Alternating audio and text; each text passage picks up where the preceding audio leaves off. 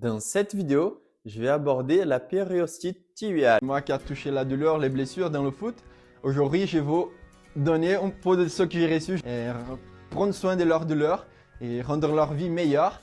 La périostite tibiale ou la tendinite du muscle tibial postérieur touche plutôt la partie postérieure du tibia qui survient chez ceux qui pratiquent une activité en très haute intensité, le coureur des trails ou des Ironman par exemple, qui courent pendant des heures et des heures.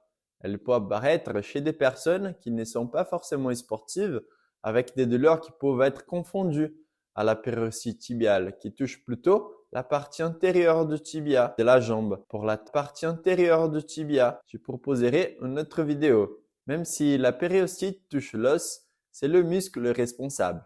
Le muscle vient tirer, mettre en tension l'os par sa sursollicitation. Si ta douleur se situe dans la partie postérieure du tibia, on peut venir chercher le muscle en avant du mollet, médialement et postérieurement au tibia. Si la douleur est profonde et s'y déclenche en faisant une flexion plantaire accompagnée d'une rotation médiale sans charge ou avec le poids du corps, elle correspond au muscle tibial postérieur. Il est intéressant de travailler d'abord le fascia plantaire. On va mettre les poids du corps sur la balle de tennis, puis on va faire des circonférences en cherchant les zones de tension. Lorsqu'on la trouve, on peut rester sur le même point au moins pendant 90 secondes. Ensuite, tu peux attraper ton pied avec les deux mains et les ramener en flexion et en extension. Tu peux faire 5 séries de 20 répétitions tous les jours. Maintenant, on va passer au renforcement. Premier exercice, on va travailler le muscle tibial postérieur.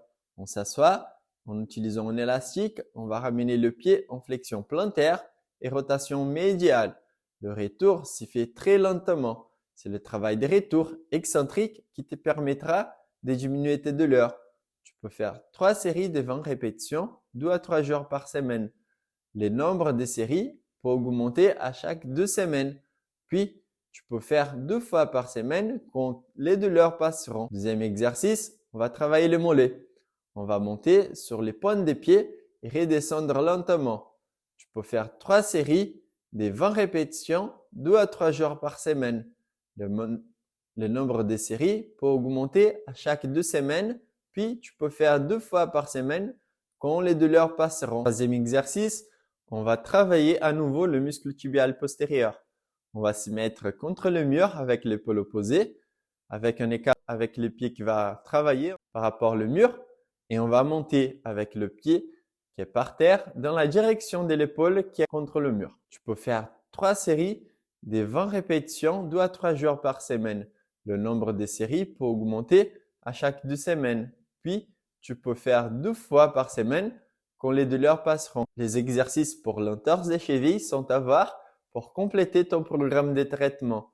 Pour avoir une vraie amélioration, il est important de gérer la charge d'entraînement, la réduire et si nécessaire, la stopper pour que la période inflammatoire puisse porter son effet et qu'elle passe pour que ton corps puisse se rétablir. L'arrêt peut durer entre 1 à 6 semaines en fonction du degré d'attente musculaire. Il faut consulter pour avoir plus de précisions par rapport à l'aménagement ou le temps d'arrêt. Si cette vidéo t'a plu ou d'autres vidéos de la chaîne t'ont apporté des bénéfices, partage à fond la chaîne, j'ai besoin de ton aide pour avancer. Active les notifications, abonne-toi car j'enverrai du contenu comme celui-ci toutes les semaines. Courage, persévère!